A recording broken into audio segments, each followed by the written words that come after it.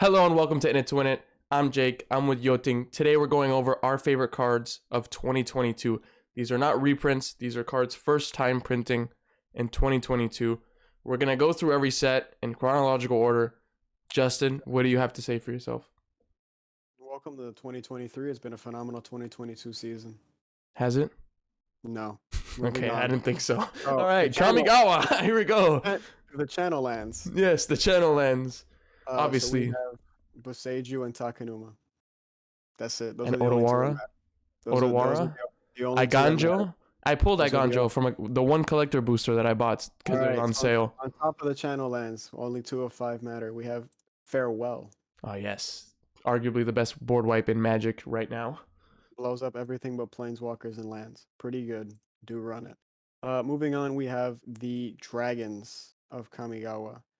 Primarily, I play a lot of Kura in Windgraves, does a lot of work, and I'm quite partial to the Black Dragon. Junji. You return the Junji. target non-dragon creature from the graveyard to the battlefield when it dies. Yeah, And the red one, when it dies, it impulse draws and makes you 3 treasure tokens. What is the white one? The white one, you can look at the top 4 cards of your library and put any onto the battlefield, right? Yeah. I do not have it in front of me right now. So. I don't either. Okay, well, besides the dragons, Jin Gitaxias. There's a blue one. There's a blue one. Yeah, it's a blue one, but he's basically a 6/6 flyer. He's a 6/6 body. Yeah, moving on. Yeah, moving on. Jin Gitaxias. Now, this card was fun. I had it in braids. One of the games I played, somebody had a Deafening Silence, which says you can only cast 1 spell per turn. And Jin Gitaxias counters the first spell you cast. So, yeah, it was fun. It locked everybody out of the game except me. All right, Neon Dynasty Commander, what do you got? Swift Reconstruction. That's it. One white mana, make something a vehicle. Pretty good. White removal. So it's the white version of Kenrith's transformation. It's like a quicker version of Darksteel Mutation, in a way. But it's not a creature, so it can't block. And it's not indestructible. Yes. I have Shorokai Genesis Engine. This is just one of the... I'm just going to go out and say it's one of the greatest artifacts value engines out there. Problem is it's Azorius. It literally draws you cards, fills your graveyard, and it makes bodies that you can use to turn Shorokai into an 8/8. I also have Imposter Mech. This card with Mishra Eminent 1, I could literally copy any creature on the battlefield. So once I had a Zatalpa, and all you have to do is crew it and block.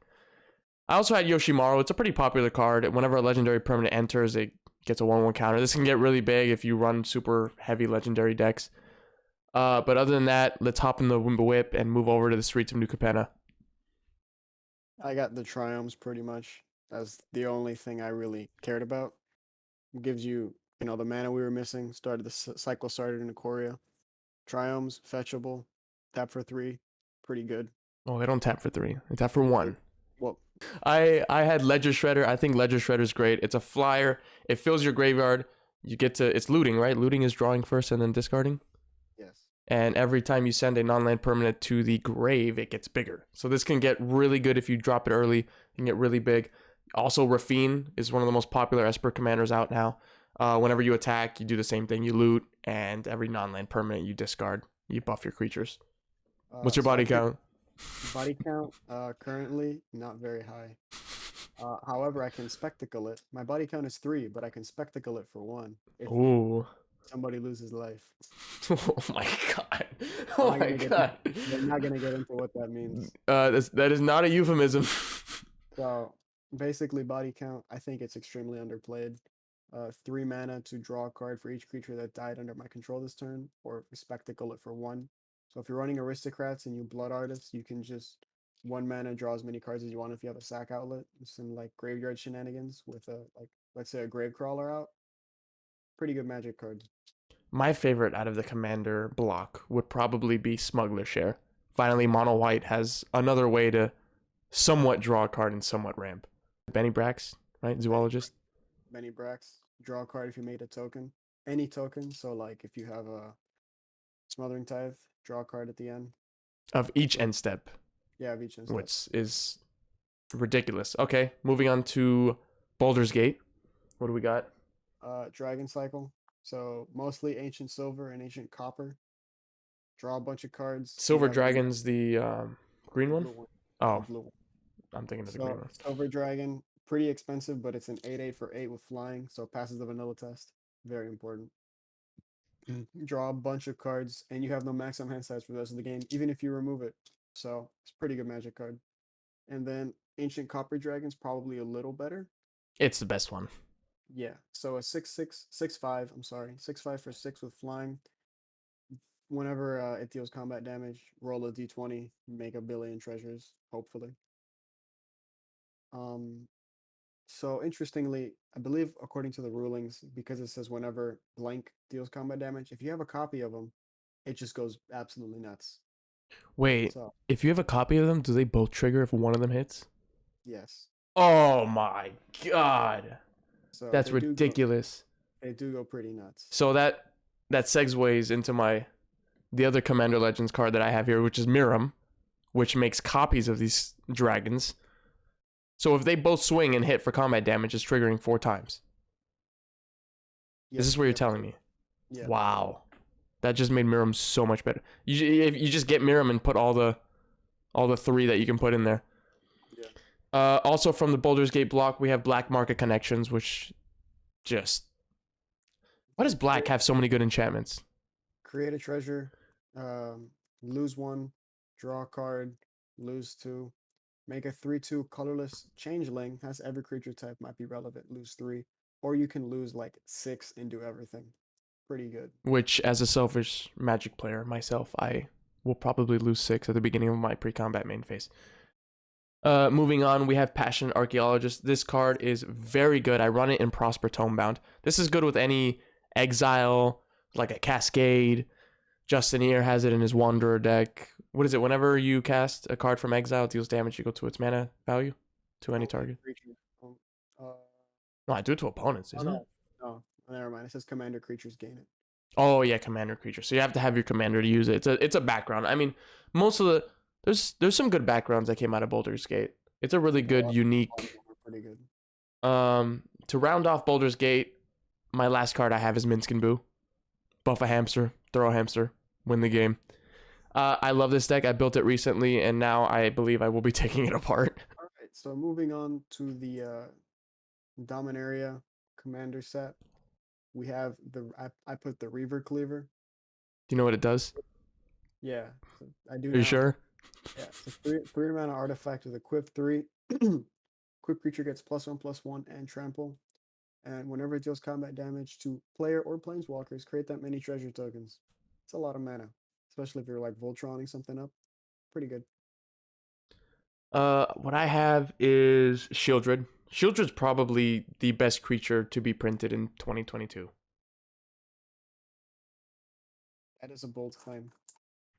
I mean, I believe it is, to be honest. A 4 mana, whenever an opponent draws a card, they lose 2 life. Whenever you draw a card, you gain 2.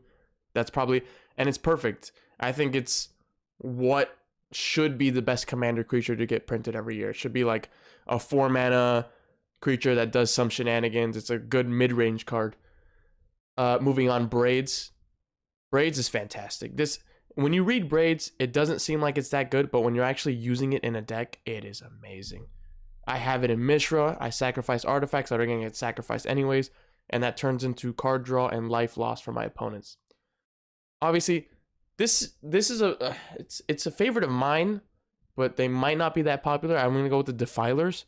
Defiler of Vigor, the green one. Every time you cast a green permanent spell, each creature gets 1/1. I had it in Minskin Boo. And it also, what is it? It gives you your first green blip Phyrexian, so you can pay 2 life instead of green. And after that, we have Defiler of Faith, which does the same thing, but every time you cast a white permanent spell, you get a 1/1 soldier token. I had a Myrel deck, and this was really good. And now... Did we mention Dihada for Dominaria? No, I didn't. Did you? Oh, no. Well, Dihada is the Mardu Planeswalker, which That's it? it does in fact go infinite. It has a crazy combo potential in CEDH, surprisingly. I also put Silverback Elder for this set. He's an ape. No, this is your set. This is Oh, you. Transformers? Oh, I thought it was Warhammer. I went Warhammer after this one. Oh, I put Transformers because it released with Dominaria. So my favorite, I put Soundwave. I'm a big Soundwave guy. I'm looking at a $300 model. I have a Soundwave next to my Masterpiece Soundwave, next to my Masterpiece cassettes, next to my like 3-inch, 4-inch tall Soundwave, next to a Soundwave I found in a Dollar Tree. My favorite Transformer. That's why I picked it. To backtrack to Streets of New Capenna, what is your body count? Body count is There you effectively go. 1. Body Probably my count. favorite Transformer to play with, or well, I didn't play with this. I went against it. Ultra Magnus. Whenever it attacks, you put down an artifact creature from your hand onto the battlefield, tapped and attacking. This, yes, Blightsteel down, kill somebody. I was in love at first sight. Now, do you want to do Warhammer? Yeah, we can do Warhammer. So for Warhammer, I put Abaddon. I play a lot of Chaos, and I play mostly Thousand Suns and Death Garden, the actual tabletop game. So Abaddon, very flavorful, has abilities having to do with chaos and like cascading, things of that nature, so you don't really know what you're gonna get. It's pretty flavorful. I put Trazen the Infinite. I play Necrons as well because I have a lot of money to burn. And in the lore, Trazen like runs around collecting stuff, so it's pretty flavorful that he has all the abilities on him. I really like the way they went with the card. And then I also picked Mortarion because Mortarion is probably my favorite looking of the Primarchs. And it is pretty flavorful that you get creatures depending on how much life that you yourself lost. As you know, the Death Guard are kind of known for the resilience, lots of life, lots of being able to take a lot of damage. So I like the way they implemented the lore and kind of like the mechanics and what the factions are known for into the cards themselves. Those are the 3 I picked as my favorite. All right, looking at Warhammer from a Magic standpoint and not a Warhammer standpoint, I went with probably the best card that's come out of here, Gearson Starn. This card, it costs a colorless and and whenever a source you control deals 1 damage, he deals in excess of 2. This, I have Nekusar. This and Nekusar is 3 damage every time somebody draws a card. Disgusting. Also, I went with Reaver Titan. Reaver Titan is an alternate win condition in my Mishra deck. I believe whenever it attacks, it deals damage to each opponent just off attacks. So you just make a bunch of copies and I can swing for almost lethal. Moving on, Vexilus Praetor. This creature gives your commander protection from everything. It's absolutely disgusting. It came in the Marnius precon that I played. So basically, you're getting Marnius through double strike every turn with this on the battlefield. Nobody can block it. And finally, Thunderhawk Gunship. When it enters, you make 2 Astartes Warrior tokens. And when it attacks, all creatures you control that are attacking gain flying until end of turn. So this is really important when you're really trying to swing with somebody that has a lot of blockers. I couldn't pick anything relating to the Imperium just from like a personal pride perspective. So that's why none of the Imperium made it onto my list. Is this a Warhammer channel? No, but you No? know. Okay. Just want to make sure you know that. Moving on. You wombat. All right. Rude. Have we done Brothers War? Brothers War? Portal to Phyrexia. This guy. I opened 2 in the pre-release. I have a pre-release Portal New Phyrexia. And he didn't want to trade me one. I had to pay for one because he wouldn't give me one. I had a lot of fun with Portal to Phyrexia. Also, I put it in the Eldrazi EDH deck that I have. I've yet to cast it, but it's pretty good. What is it? 9 mana. When it enters, everybody sacrifices 3 things. All Each of your opponent. opponents. Yeah. Each opponent sacrifices 3 dudes. And then beginning of my upkeep, I get it. Just pick something and bring it back from any graveyard. So it's pretty good. I went with Mishra Claimed by Gix. This card is good because it doesn't say when Mishra attacks. It says when you attack, deal X damage to each opponent and you gain X, where X is the number of attacking creatures. So this card can get really out of hand, especially if you run it in like an Ashin type of thing where you double the attack trigger. So I really like that, and you can do Goblin Tribal, which is even really fun with it. And I also went Myrel. Myrel is really fun because it's a Grand Abolisher that makes you a bunch of soldiers when it attacks. So it's a mono white go wide, which isn't great, but it's fun. Do you have anything else to add? Yeah, I also picked Awaken the Woods, 2 green and X to make X Dryad Arbors. Pretty good. And when you're looking at like landfall strategies, um, and just swarming the board with a bunch of 1/1s. They are Dryads. They should have been, oh, I guess for the flavor. It'd be nice if they were elves, but that would be insane if they were elves. And I also put Titania on my list as well. Titania is more lands, land-based things. There was a lot of land love from Mr. Windgrace in this set, and as well as the commander. So Titania is 3, 1 colorless, 2 green. Whenever a land enters the is put into a graveyard, I gain 2. Beginning of my upkeep, I can meld if I control her and the land, which gives me a gigantic creature that just brings back a bunch of lands.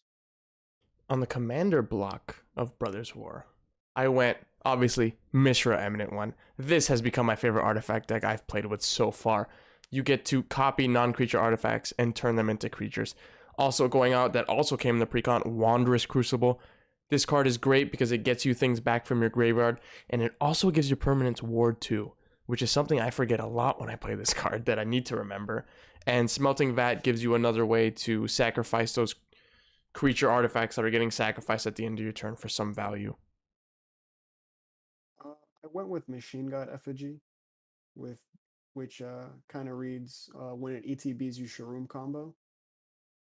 So hopefully, it's another copy, another like Phyrexian Metamorph type of deal. Pretty good. Goes in Shroom, can't complain. And then I also picked Root Path Purifier, which makes all of my lands in my that I control and lands in my library. Uh, they have all the basic types, so I can fetch for anything, and this will help trigger things like Valakut. So again, this will see Love and Windgrace when I can afford to purchase this card. All right. Last but not least, we have Jumpstart 2022. I think we're both in agreement for this one. We have the Kibu Monkey Prince. Thank you guys for watching. No, stop. Thank you guys for watching. I appreciate everybody that takes the time to watch our content, like, interact. We will see you guys in the next video, and have a great day. Good night.